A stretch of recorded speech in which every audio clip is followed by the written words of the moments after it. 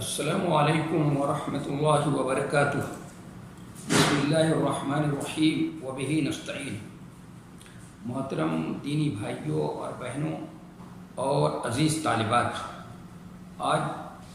لوگ بخاری کی جو باب بدیع الوحی کی 60ویں حدیث ہے اس کو پڑھیں گے، جو بہت طویل حدیث ہے۔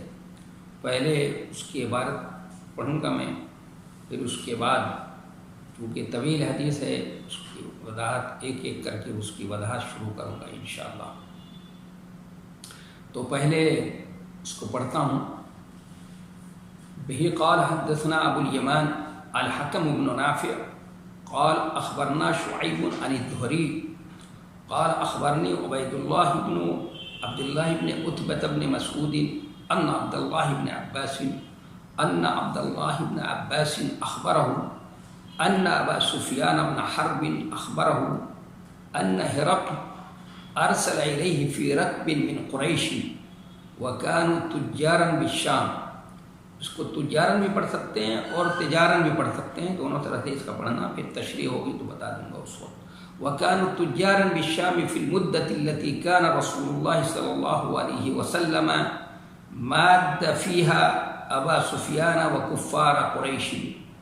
فأتوه وهم بإيلياء فدعاهم في مجلسه وحوله عظماء الروم، ثم دعاهم ودعا بترجمانه فقال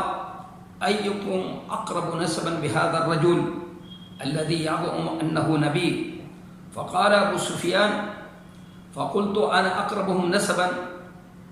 فقال أدنوه مني وقربوا أصحابه، فجعلوهم عند ظهره، ثم قال لترجمانه قل لهم إني سائل هذا الرجل فإن كذبني فكذبوه، فوالله لولا الحياء من أن ياثروا علي كذبا لكذبت عنه، ثم كان أول ما سألني عنه أن قال، یا دوسرے میں اول میں پڑھ سکتے ہیں، كيف نسبه فيكم؟ قلت هو فينا ذو نسب، قال فهل قال هذا القول منكم أحد قط قبله؟ قلت لا، قال فهل كان من آبائه من ملك؟ قلت لا، قال فأشراف الناس يتبعونه أم ضعفاؤهم؟ فقلت بل ضعفاؤهم، قال أيزيدون أم ينقصون؟ قلت بل يزيدون، قال فهل يرتد أحد منهم سخطة لدينه بعد أن يدخل فيه؟ قلت لا، قال فهل كنتم تتهمونه بالكذب قبل أن يقول ما قال؟ قلت لا، قال فهل يغدر؟ قلت لا، ونحن منه في مدة لا ندري ما هو فاعل فيها، قال ولم تمكنني كلمة أدخل فيها شيئا غير هذه الكلمة، قال فهل قاتلتموه؟ قلت نعم، قال فكيف كان قتالكم إياه؟ قلت الحرب بيننا وبينه السجال، ينال منا وننال منه، قال ماذا يأمركم؟ قلت يقول اعبدوا الله وحده ولا تشركوا به شيئا واتركوا ما يقول آباؤكم ويأمرنا بالصلاة والصدق والعفاف والصلة، فقال للترجمان قل له سألتك عن نسبه فذكرت أنه فيكم ذو نسب، فكذلك الرسل تبعث في نسب قومها، وسألتك هل قال أحد منكم هذا القول فذكرت أن لا، فقلت لو كان أحد قال هذا القول قبله لقلت رجل يأتسي بقول قيل قبله، وسألتك هل كان من آبائه من ملك فذكرت أن لا، قلت فلو كان من آبائه من ملك قلت رجل يطلب ملك أبيه، وسألتك هل كنتم تتهمونه بالكذب قبل أن يقول ما قال فذكرت أن لا، فقد أعرف أنه لم يكن ليذر الكذب على الناس ويكذب على الله، وسألتك أشراف الناس اتبعوه أم ضعفاؤهم فذكرت أن ضعفاؤهم اتبعوه وهم أتباع الرسل، وسألتك يزيدون أم ينقصون فذكرت أنهم يزيدون، وكذلك أمر الإيمان حتى يتم، وسألتك يرتد أحد سخطة لدينه بعد أن يدخل فيه فذكرت أن لا، وكذلك الإيمان حين تخالط بشاشته القلوب، وسألتك هل يقدر فذكرت أن لا، وكذلك الرسل لا تقدر، وسألتك بما يأمركم فذكرت أنه يأمركم أن تعبدوا الله ولا تشركوا به شيئا، وينهاكم عن عبادة الأوثان، ويأمركم بالصلاة والصدق والعفاف، فإن كان ما تقول حقا فسيملك موضع قدمي هاتين، وقد كنت أعلم أنه خارج لم أكن أظن أنه منكم، فلو أني أعلم أني أخلص إليه لتجشمت لقاءه، ولو كنت عنده لغسلت عن قدميه. ثم دعا بكتاب رسول الله صلى الله عليه وسلم الذي بعث به دحية إلى عظيم بصرى، فدفعه إلى هرقل فقرأه فإذا فيه: بسم الله الرحمن الرحيم، من محمد عبد الله ورسوله إلى هرقل عظيم الروم، سلام على من اتبع الهدى، أما بعد فإني أدعوك بدعاية الإسلام، أسلم تسلم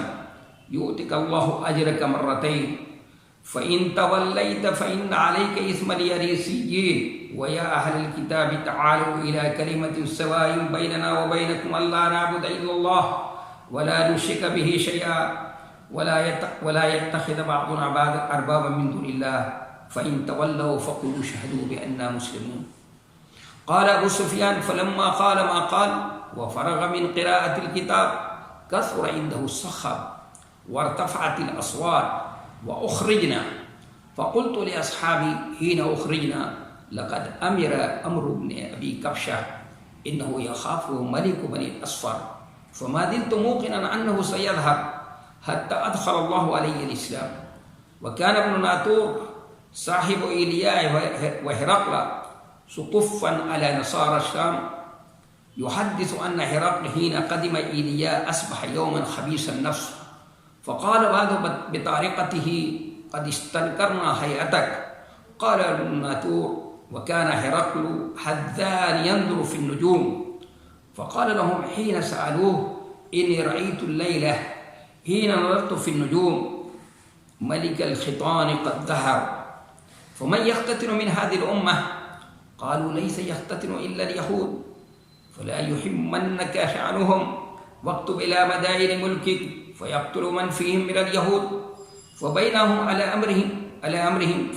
على أمرهم حتى أتي هرقل برجل أرسل به ملك غسان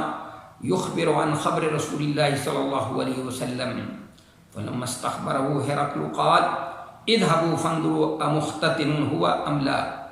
فنظروا إليه فحدثوه أنه مختتن، وسألوا عن العرب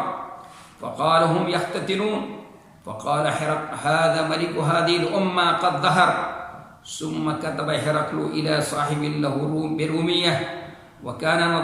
نذيره في العلم، وسار هرقل إلى حمص فلم يرم حمص حتى أتاه كتاب من صاحبه يوافق رأي هرقل على خروج النبي صلى الله عليه وسلم وأنه نبي، فأذن هرقل لعظماء الروم في تذكرة له بحمص، ثم أمر بأبوابها فغلقت، ثم اطلع فقال: يا معشر الروم، هل لكم في الفلاح والرشد وأن يثبت ملككم فتبايعوا هذا النبي؟ فحاصوا حيصة همر الوحش إلى الأبواب فوجدوها قد غلقت، فلما رأى هرقل نفرتهم وأيس من الإيمان قال: ردوهم علي. وقال: إني قلت مقالتي آنفا أختبر بها شدتكم على دينكم، فقد رأيت، فسجدوا له ورضوا عنه، فكان ذلك آخر شان هرقل. رواه صالح بن كيسان ويونس ومعمر عن الزهري رحمه الله، وكما قال صلی اللہ علیہ وسلم. یہ امام بخاری رحمۃ اللہ علیہ نے اس ترجمۃ الباب کے ضمن میں اس حدیث کو نقل کیا ہے جو حدیث ہرقل کے نام سے مشہور ہے۔ بہت ہی مشہور و معروف یہ حدیث ہے اور بڑی اہم حدیث ہے۔ اسی اہمیت کے پیش نظر امام بخاری رحمۃ اللہ علیہ نے اس کو اس ترجمۃ الباب کے ضمن میں اس کو نقل کیا ہے۔ لیکن اس حدیث کی تشریح سے پہلے ضروری معلوم ہوتا ہے کہ تین باتیں ہم نے ذہن میں رکھ لیں اور اس کے پس منظر میں ان تین باتوں کو سامنے رکھیں تاکہ اس حدیث کو سمجھنے میں ہمارے لیے مدد ملے اور اس حدیث کو سمجھنا ہمارے لیے کیا ہو جائے، آسان ہو جائے۔ پہلی بات تو یہ سمجھنے کی ہے کہ آپ سب جانتے ہیں کہ جناب نبی کریم صلی اللہ علیہ وسلم مکہ مکرمہ سے ہجرت کر کے مدینہ منورہ پہنچ گئے تھے، تو مکہ والوں نے وہاں بھی آپ کو چین سے رہنے نہیں دیا۔ اہل جنگ ہوئی، اسی رمضان کے مہینے میں بدر کی جنگ ہے، اس کے بعد احد کی جنگ ہے، پھر غزوہ احزاب ہے۔ تو سن 6 ہجری میں وطن کی محبت آپ کو ستانے لگی اور آپ نے عمرے کا ارادہ فرمایا اور اس کا تذکرہ اپنے صحابہ کرام سے بھی کیا آپ نے کہ میں عمرے کے لیے جانا چاہتا ہوں۔ تو جو لوگ بھی آپ کے ساتھ تیار ہو سکے، تقریباً 1400 یا 1500 لوگ آپ کے ساتھ عمرے کے لیے نکلے۔ نبی صلی اللہ علیہ وسلم محض عمرے کے ارادے سے نکلے تھے، لیکن قریش کو جب اس کی اطلاع ملی تو انہوں نے مزاحمت شروع کی، مزاحم راستے میں ہوئے وہ، لیکن آپ صلی اللہ علیہ وسلم راستہ کاٹ کر بہر صورت کسی طرح مقام حدیبیہ پر پہنچ گئے اور وہاں آپ کو روک دیا گیا۔ پھر اس کے بعد وہ ان کے نمائندے آئے، پھر اس کی باتیں ہوئیں، آپ صلی اللہ علیہ وسلم نے صلح کی تجویز ان کے سامنے رکھی اور مختلف ان کے نمائندے آتے رہے، لیکن بہر صورت صلح نہیں ہو پا رہی تھی، یہاں تک کہ سہیل آئے۔ تو اب جب سہیل آئے تو آپ صلی اللہ علیہ وسلم نے نیک شگون لیتے ہوئے فرمایا کہ سہل امرکم، کہ تمہارا معاملہ جو ہے اب آسان ہو گیا۔ تو اللہ کے رسول صلی اللہ علیہ وسلم نے ان سے صلح کی، بہت دب کر صلح کی ہے، اور کیوں اس قدر دب کر کی کہ حتیٰ کہ عمر بن خطاب رضی اللہ تعالیٰ عنہ اور ناراض غصے میں جو ہے وہ چل رہے تھے، اور پھر رہا نہیں گیا تو آپ سے سوال بھی کیا، پھر حضرت ابوبکر صدیق سے سوال کیا۔ آپ صلی اللہ علیہ وسلم نے فرمایا کہ اسی میں خیر ہے، اور یہ فتح مبین نے، قرآن نے اس کو بعد میں فتح مبین کہا۔ یہ اس کا الگ پہلو ہے کہ صلح حدیبیہ کی عصری اور معنوی فوائد کیا ہیں، اس سے کیا کیا فائدہ ملت اسلامیہ کو کیا فائدہ حاصل ہوا۔ یہ موقع نہیں ہے کہ اس وقت اس پہ اس کی تفصیل بیان کی جائے، اور اس کی تفصیل کا موقع نہیں ہے۔ وہ تو صرف ایک اشارہ جو ہے صلح حدیبیہ کا کہ آپ صلی اللہ علیہ وسلم نے ان سے صلح کی، اس لیے کہ آپ کے جو دشمن تھے، 3 طرح سے دشمن تھے، یہود و نصارہ وہ بھی دشمن تھے آپ کے،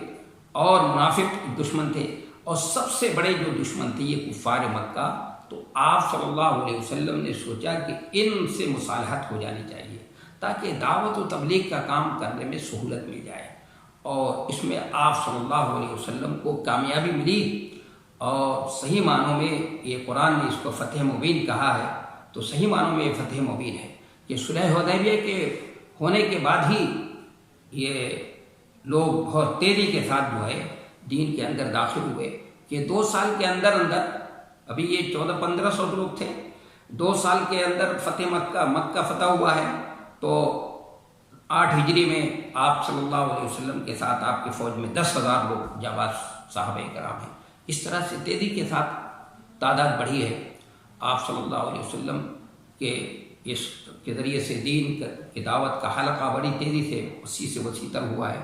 تو آپ صلی اللہ علیہ وسلم نے ان سے صلح کی 10 سال کے لیے، اور کچھ شرائط کے ساتھ، کچھ شرطوں کے ساتھ بھی۔ ان کے کچھ یہ تھے کہ بھائی ہمارے حلیف یہ ہیں، فلانے ان کے حلیف وہ تھے، اور کوئی کسی کے حلیف پر جاتے نہیں کرے گا، اور ان شرطوں کو کوئی توڑے گا نہیں۔ تو اب آپ صلی اللہ علیہ وسلم کو موقع مل گیا، تک تو ہجرت کرنے کے بعد سے موقع نہیں تھا، مختلف ہر سال کوئی نہ کوئی جنگ کسی طرح سے جو ہے یہ پریشانی، ایک پہ ایک جنگ جنگ بدر، اس کے بعد جنگ احد، اس کے بعد غزوہ احزاب، اور مختلف سمتوں سے آپ کے اوپر جو ہے وہ خطرات کے بادل منڈلاتے رہتے تھے۔ تو اب صلح حدیبیہ ہو گئی تو اب آپ کو موقع ملا کہ اب دین کی دعوت کا کام آپ صلی اللہ علیہ وسلم تھوڑا اور اچھے انداز سے اور یہ وسیع سے وسیع انداز میں، تو آپ صلی اللہ علیہ وسلم نے اس صلح حدیبیہ کے بعد مختلف فرما رواؤں کے نام، جو مختلف فرما روا تھے جو اس وقت جیسے سپر پاور طاقت، یہ قیصر روم، وہ رومی تھے، ان کو بھی خط لکھا، کسریٰ کو بھی خط لکھا آپ نے، نجاشی کو بھی کے بارے اس کے پاس، مصر کے مقوقس کے پاس بھی خط لکھا، مختلف فرما رواؤں کے پاس آپ صلی اللہ علیہ وسلم نے دعوتی خط لکھے ہیں۔ تو ایک بات تو یہ سمجھنے کی ہے کہ صلح حدیبیہ کو سمجھنے کے سن 6 ہجری میں صلح حدیبیہ ہو چکی ہے، اور آپ صلی اللہ علیہ وسلم نے مختلف فرما رواؤں کے نام دعوتی خط لکھا ہے۔ اور دوسری بات یہ سمجھنے کی ہے کہ قریش کو بھی صلح حدیبیہ سے پہلے ان کو بھی تجارت کا موقع نہیں ملتا تھا، ان کی بھی تجارت ٹھپ ہو پڑ چکی تھی، کاروبار ٹھپ تھا، اور ان کی معیشت بالکل تباہ ہو چکی تھی، چونکہ ان کا کاروبار تھا، مکہ تو ایک منڈی تھا، منڈی کی حیثیت، اس کی حیثیت منڈی کی تھی کہ ملک شام سے 6 مہینہ ملک شام سے تجارت کرتے تھے، وہاں سامان لا کر مکے میں بیچتے تھے، اور 6 مہینہ ملک یمن سے سامان لا کر یہاں بیچتے، پھر وہاں یہاں کا سامان وہاں لے جا کر بیچتے تھے۔ تو اب اس ہجرت کے بعد سے یہ 6 سال تک ان کو اس کا موقع ہی نہیں ملا، تجارت کرنے کا موقع ہی نہیں ملا، اس سے ان کی معاشی حالت بہت خراب ہو چکی تھی۔ اس لیے آتا ہے روایت میں کہ صلح حدیبیہ کے بعد وہ ابو سفیان کی جو بعد میں رضی اللہ عنہ ہوئے، ان کی سرکردگی میں ملک شام ایک قافلہ، قریش کا ایک قافلہ گیا تھا۔ اس کی تعداد کتنی تھی؟ تو حاکم نے دلیل میں جو نقل کیا ہے اس سے تو پتہ یہ چلتا ہے کہ ان کی تعداد 30 تھی، لیکن دوسرے لوگوں نے جو تعداد بتائی ہے وہ 20 تعداد بتائی ہے۔ بہر صورت جو بھی تعداد ہو، زیادہ صحیح جو ہے یہ کہ 30، ان لوگوں کی تعداد 30 تھی،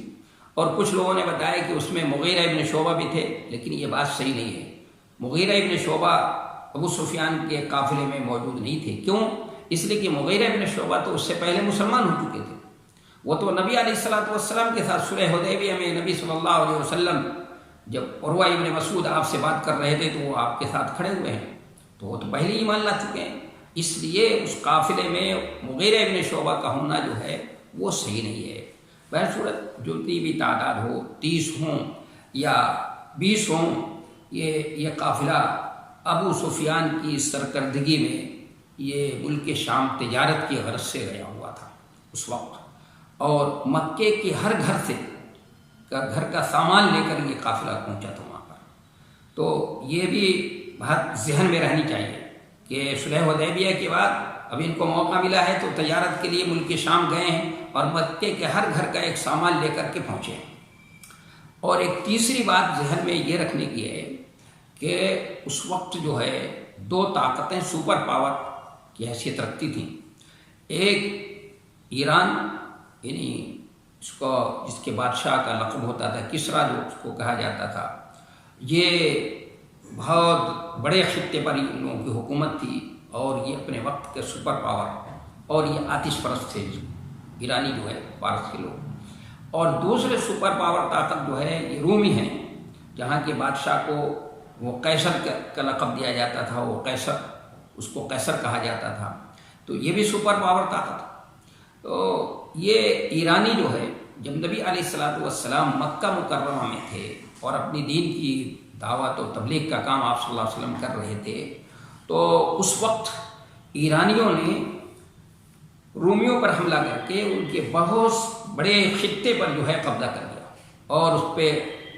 اس پہ غاصبانہ جو ہے قبضہ کر لیا انہوں نے، اور ان کو بہت جانی اور مالی نقصان بھی پہنچایا۔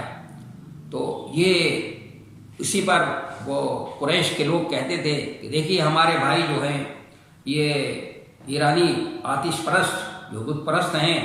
یہ آپ کے بھائی یعنی رومی جو اہل کتاب ہیں، عیسائی ہیں، ان کے مقابلے میں کامیاب ہو گئے ہیں، اسی طرح ہم بھی آپ کے مقابلے میں کیا ہوں گے، کامیاب ہو جائیں گے۔ اس طرح یہ بات کرتے تھے۔ تو اللہ تبارک و تعالیٰ نے نبی علیہ الصلوۃ والسلام کی تسلی اور تشفی کے لیے سورہ روم نازل کی اللہ تعالیٰ نے، اور اس میں اللہ نے وعدہ فرمایا کہ چند سالوں میں انشاءاللہ اس کا نقشہ بدل جائے گا، اور رومی پھر عسکر نو جو ہے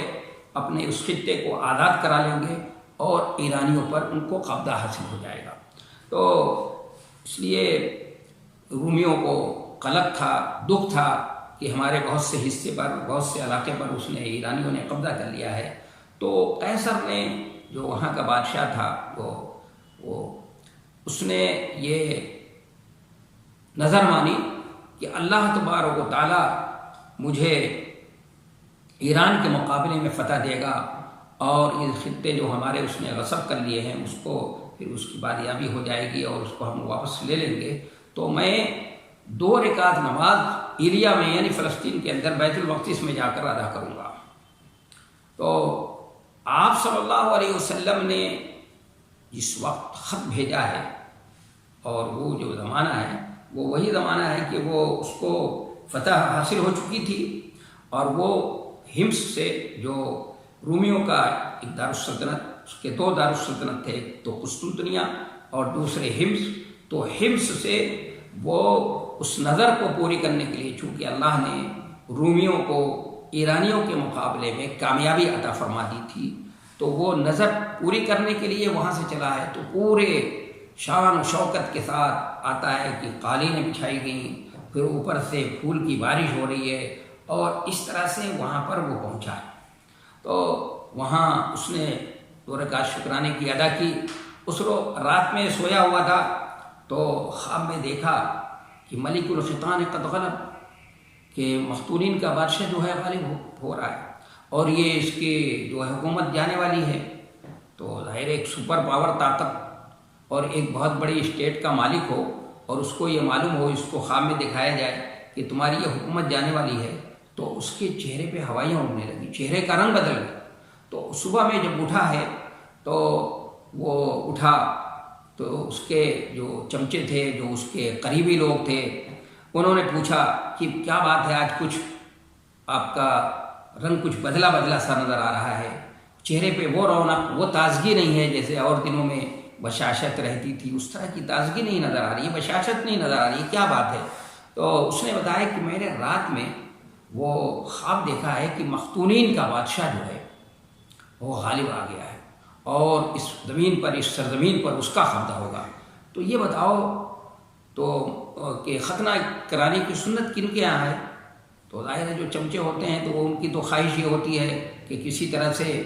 ان کی اس کی تکلیف دور ہو جائے، اس کا دکھ اور قلق جو دور ہو جائے۔ تو انہوں نے کہا اس میں کوئی غم کرنے کی ضرورت نہیں ہے، کوئی پریشان ہونے کی ضرورت نہیں ہے، یہ سنت یہودیوں کے یہاں ہے،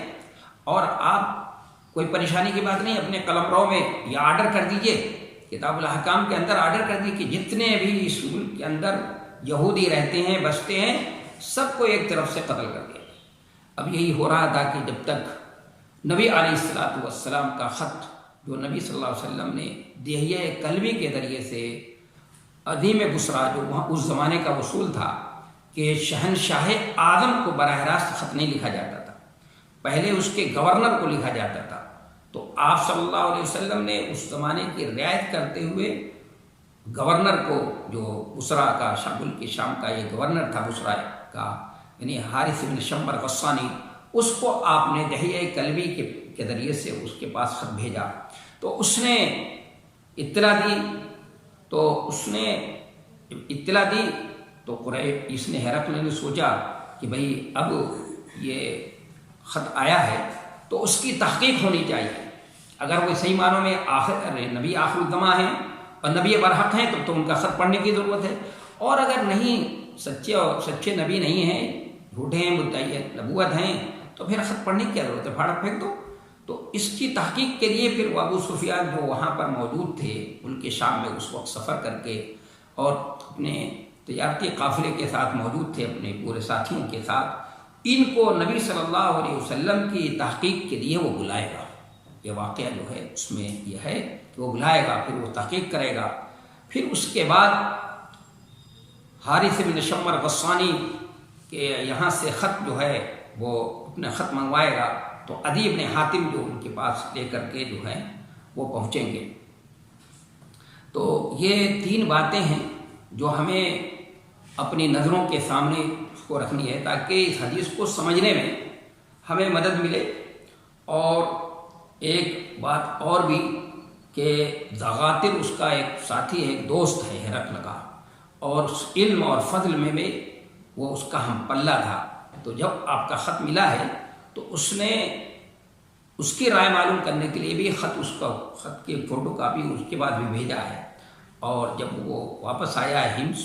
وہاں سے نظر اپنی پوری کرنے کے بعد تو اس کا خط اس کو موافقت میں مل گیا ہے، اور وہ نبی آخر الزماں صلی اللہ علیہ وسلم پر ایمان لے آیا، اور اسی ایمان کی حالت میں اس کو ذبح اور قتل کر دیا گیا۔ تو یہ 3 باتیں ہم اپنی نظر میں رکھیں، اور پھر نظر میں رکھ کر کے اس حدیث کو جو بہت ہی اہم ہے، اور اس سے بہت ساری چیزیں جو ہیں، بہت سے فائدے حاصل کیے جا سکتے ہیں جو عملی زندگی میں ہمارے لیے جو بہت مفید اور کارآمد ہوں گے۔ تو دیکھیے پہلی یہ بات ہے کہ بہی قال حدثنا ابو الیمان، بہی قال حدثنا ابو الیمان، یہ یہاں پر ہمارے پاس جو نسخہ ہے اس میں ابو الیمان الحکم بن نافع لکھا ہوا ہے، لیکن اسیلی اور کریمہ کی جو روایت ہے والا نسخہ ہے اس میں حدثنا بہی قال حدثنا الحکم بن نافع اس طرح ہے، ابو الیمان نہیں۔ تو اور ابو الیمان اور حکم بن نافع جو ہیں یہ امام بخاری رحمۃ اللہ علیہ کے مشہور و معروف استاد ہیں، ان سے امام بخاری رحمۃ اللہ علیہ نے یہ حدیث نقل کی ہے۔ قال اخبرنا شعیب عن الزہری، قال اخبرنا شعیب عن الزہری، شعیب یہ امام ابن شہاب زہری کے بہت ہی اہم شاگرد ہیں، ان کو ابن ابی حمدہ دینار الحمصی کے نام سے جانا جاتا ہے، اور ان کے مشہور شاگرد ہیں وہ۔ قال اخبرنی عبید اللہ، اب عبید اللہ بن عبد اللہ بن قطبۃ بن مسعود ان عبد اللہ بن عباس اخبرہ ان ابا سفیان بن حرب اخبرہ ان ہرقل ارسل الیہ فی رکب من قریش۔ تو ترجمہ ہوگا کہ امام بخاری رحمۃ اللہ علیہ نے فرمایا کہ ہم سے ابو الیمان حکم بن نافع رحمۃ اللہ علیہ نے بیان کیا، انہوں نے کہا ہم کو شعیب نے ابن شہاب زہری کے طریق سے خبر دی۔ قال انہوں نے فرمایا کہ اخبرنی عبید اللہ، کہ مجھے عبید اللہ ابن عبداللہ ابن عتبہ ابن مسعود نے خبر دی کہ ان عبداللہ ابن عباس اخبرہ، کہ عبداللہ ابن عباس نے ان کو خبر دی۔ کیا خبر دی؟ ان ابا سفیان بن حرب، ان ابا سفیان بن حرب اخبرہ، یہ ابو سفیان مشہور و معروف ہیں، یہ اس وقت ابھی مسلمان نہیں ہوئے تھے، لیکن بعد میں فتح مکہ کے موقع پر یہ مسلمان ہو گئے ہیں۔ ان کا نام جو ہے صخر بن حرب نے امیہ ابن عبد شمس ابن عبد مناف، نبی صلی اللہ علیہ وسلم سے آگے چل کر نبی صلی اللہ علیہ وسلم کے خانوادے سے ان کا رشتہ، ان کا نسب مل جاتا ہے کہ ان ابا سفیان بن حرب اخبرہ، کہ ابو سفیان ابن حرب نے ان کو بتایا، اس کو عبداللہ ابن عباس کو بتایا کہ ان ہرقل ارسل الیہ فی رکب من قریش، ارسل الیہ یعنی بلا بھیجنا، اور ہرقل جو ہے یہ روم کا جو بادشاہ ہے، ہرقل، اس کو ہرقل پڑھا جائے گا، بہت سے لوگ جو ہے دوسرے انداز سے پڑھتے ہیں، لیکن اس کا تلفظ جو ہے ہرقل، یہ صحیح اس کا نام ہے، اور اس کا لقب قیصر ہے، جیسے کسرا وہ فارس کے بادشاہ کا لقب ہوتا تھا کسرا، اور حبشہ کے بادشاہ کا لقب ہوتا تھا نجاشی، تو قیصر اس کا لقب ہے اور ہرقل اس کا نام ہے۔ ان ہرقل ارسل الیہ فی رکب،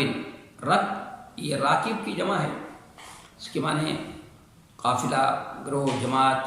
فی رکب من قریش وکانوا تجارا بالشام، یا تجارن بھی پڑھ سکتے ہیں، یہ رجال کے رجل کی جمع رجال بھی آتی ہے، اور یا تجارن پڑھیں گے تو جیسے عامل کی جمع عمال آتی ہے، اس کے وزن پر اس کو تجار بھی پڑھ سکتے ہیں، کہ کہتے ہیں کہ ہرقل نے ان کو بلا بھیجا کہ وہ قریش کے قافلے کے ساتھ موجود تھے، اپنے ساتھیوں کے ساتھ، وَكَانُوا تُجَّارًا بِالشَّامِ، جبکہ وہ ملک شام میں تجارت کے غرض سے وہاں پر موجود تھے۔ فِي الْمُدَّةِ الَّتِي كَانَ رسول اللہ صلی اللہ علیہ وسلم مَادَّ فِيهَا أَبَا سُفْيَانَ وَكُفَّارَ قُرَيْشٍ، اس مدت میں، اس وقفے کی بات ہے، یعنی وہ صلح حدیبیہ کہ جس وقفے میں، اس مدت میں رسول اللہ صلی اللہ علیہ وسلم نے ابو سفیان اور کفار قریش سے ایک مدت کے لیے کیا کی تھی، صلح کی تھی۔ فَأَتَوْهُ، تو یہ سب لوگ آئے، وَهُمْ بِإِيلِيَا، اور یہ سب ایلیا میں موجود تھے، یہ سب جو ہے ایلیا میں موجود تھے۔ فَدَعَاهُمْ فِي مَجْلِسِهِ، تو اس نے ان کو اپنی مجلس میں بلایا، وَحَوْلَهُ قُدَمَاءُ الرُّومِ، اور اس کے ارد گرد روم کے بڑے بڑے لوگ بھی موجود تھے۔ تو انشاءاللہ چونکہ وقت ہو چکا ہے، کل جو ہے وہ اس کی وضاحت ہوگی اور مزید اس حدیث کو پڑھیں گے آگے، چونکہ یہ بڑی اہم حدیث ہے اور طویل ایک حدیث ہے اور بڑی مفید ہے، اور اس میں بڑی حکمت کی اور گر کی باتیں ہیں جس سے ہم اپنی عملی زندگی کے اندر اس سے فائدہ اٹھا سکتے ہیں۔ وما توفیقی الا باللہ۔